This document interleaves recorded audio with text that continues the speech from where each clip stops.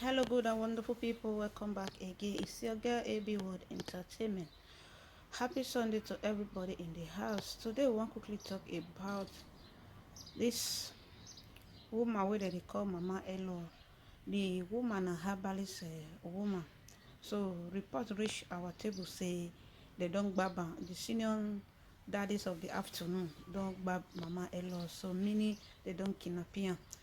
Now I want quickly talk about say a lot of things they happen for inside that ogbonge Nigeria. You know say when they call that Nigeria say na zoo country, some people go dey vex say why they call am zoo country. A lot of things now dey happen for inside that country. The two story wey I wan talk about so na about kidnapping business na I wan talk about. E still get another guy wey dey see for inside bush, wey dey rescue for inside bush after a heavy beating. They come jam the guy, say they tie e two leg for ground, tie e two hand, but na people come still jam am after many days for inside bush.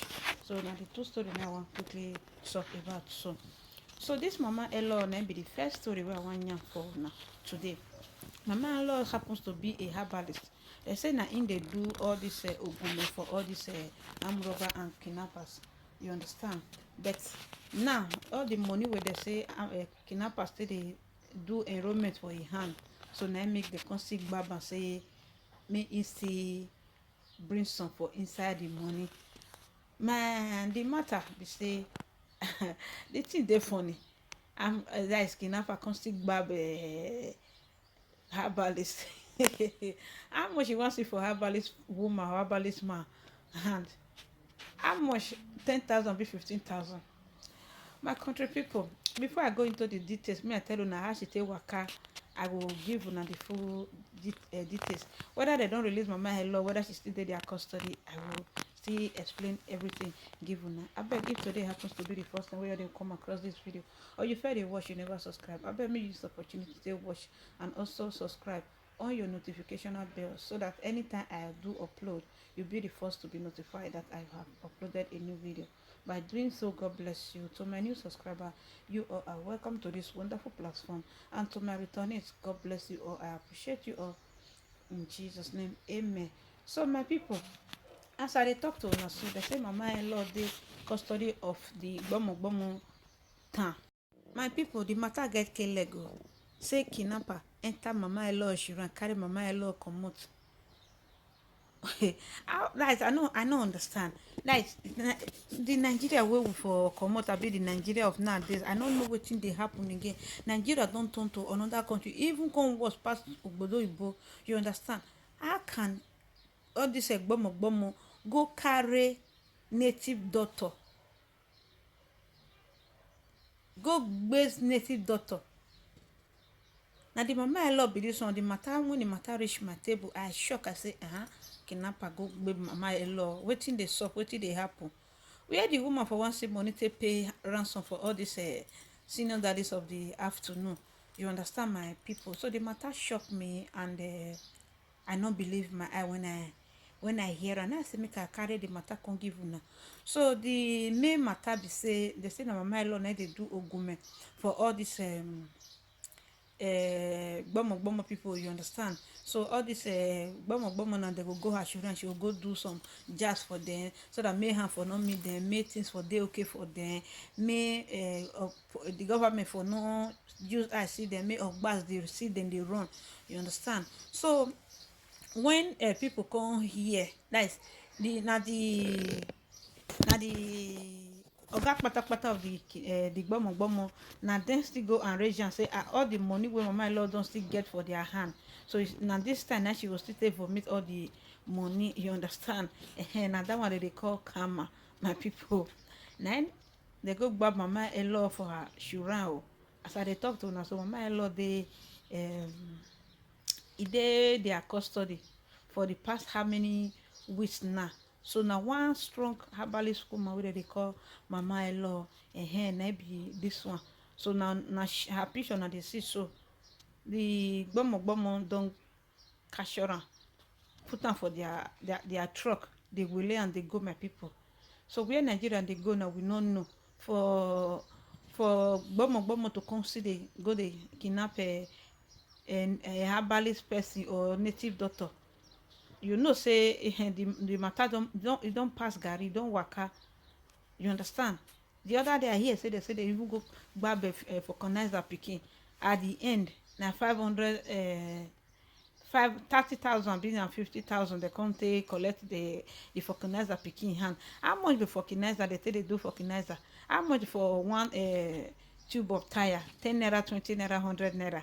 Na im dem come still go pay. My God in heaven, a lot of things dey really dey happen for inside this ogbonge country called Nigeria. Na only God now we go cry to make come rescue us from the hands of these people. You understand? Because our presidents are not doing anything about it. Imagine a kidnapper will still gbab native doctor. Wey native doctor for wan see money take go bail himself, abi who wan come rescue this poor woman now. I know say na karma na catch up with am, because according to them, they say na she fair, that she dey na she fair dey do ogume for the woman, for them. You understand? So they come turn am. You know say they say who train you? If like you wey train person to make dey beat on that person, you after you don vandalize people finish for outside, you no see anybody wey wan vandalize again, e go come turn to you. You understand? So mama-in-law na dey sham, give them sham to take waka, how to protect them and everything. But at the end na dem still come back for mama-in-law. So I dey pray for make government of Nigeria make dem find solution to this something, because it's no longer funny again.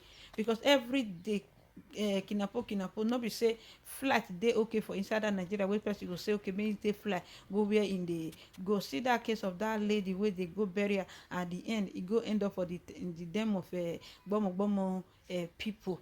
So na the matter wey reach our table be this one, my people. The matter get as e be. Say native doctor don enter wahala from gbomo hand. My people, na so I see the matter. Now I shock. The other video wey we wan talk about today na be about this guy wey una see for here. So when I first see this video, my people, I shock. I say wetin be this one? This one na the goddess of the sun, I been of the moon, I been of the night. I don't know say na human being, my people. Oh my God. Now God never fit revive this kind of person back. God, for in two eye to come close, you can't be like say they draw one be 11 put for the poor guy eye. People see him for inside bush when they tie in hand and the two leg together for inside bush. Wow.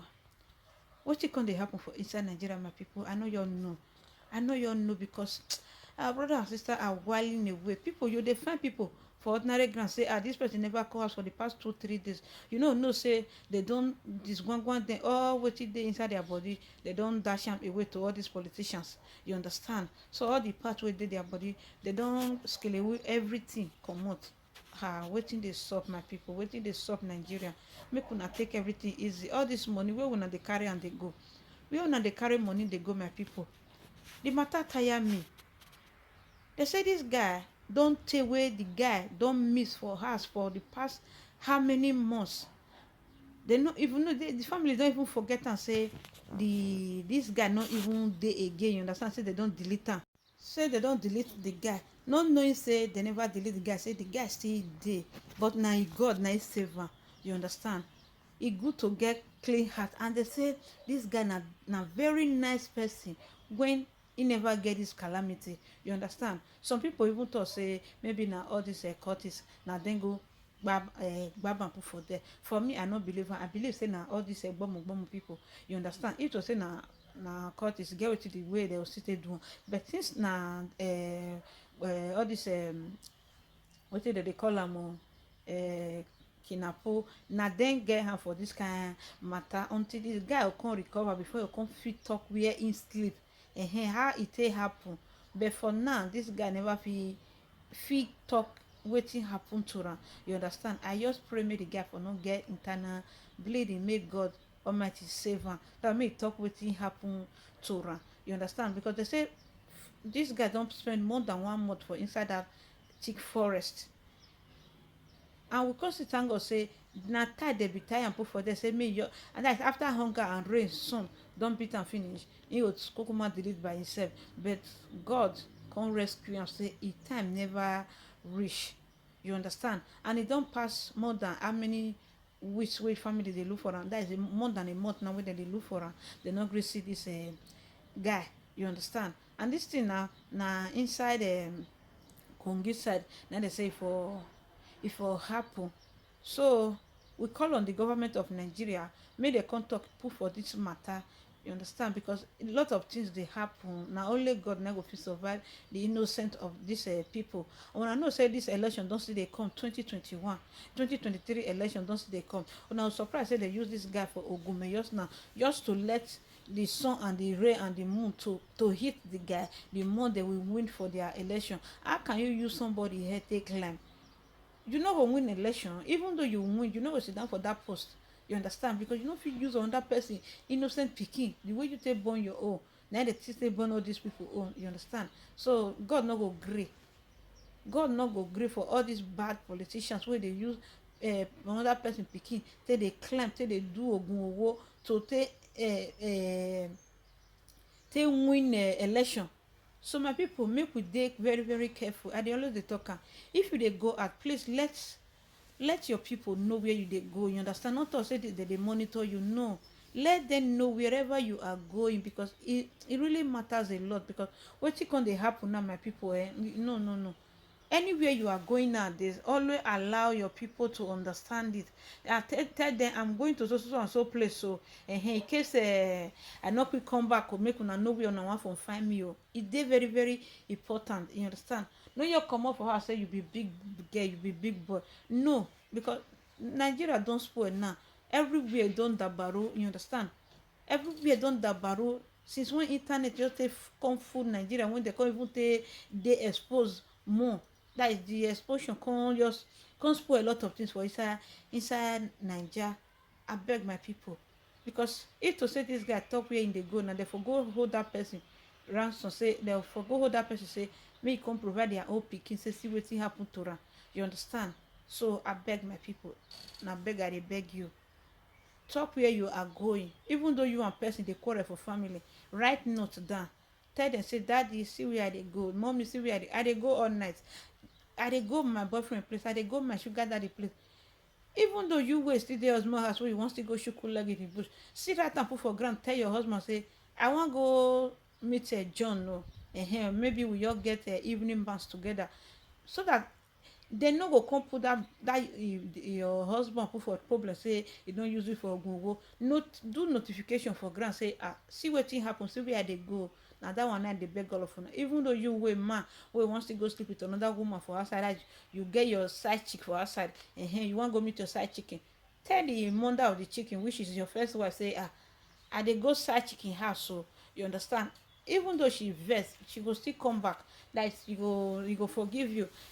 I don't know, as I want to talk, a broken relationship is better than a divorce. Meaning, person wey go cheat with his side chick is more better than person wey delete forever.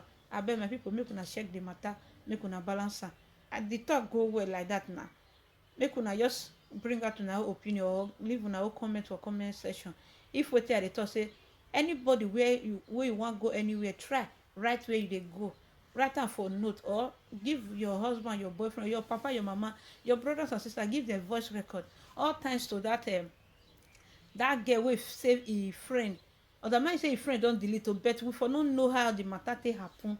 You understand? Dem for fit say maybe the girl still dey they no know say she don delete. If to say she no confined in that her friend for Lagos, all the way from Calabar side to Lagos, imagine. So it's good to have somebody that you trust. Let there be a friend that you trust. Let there be a family member that you trust.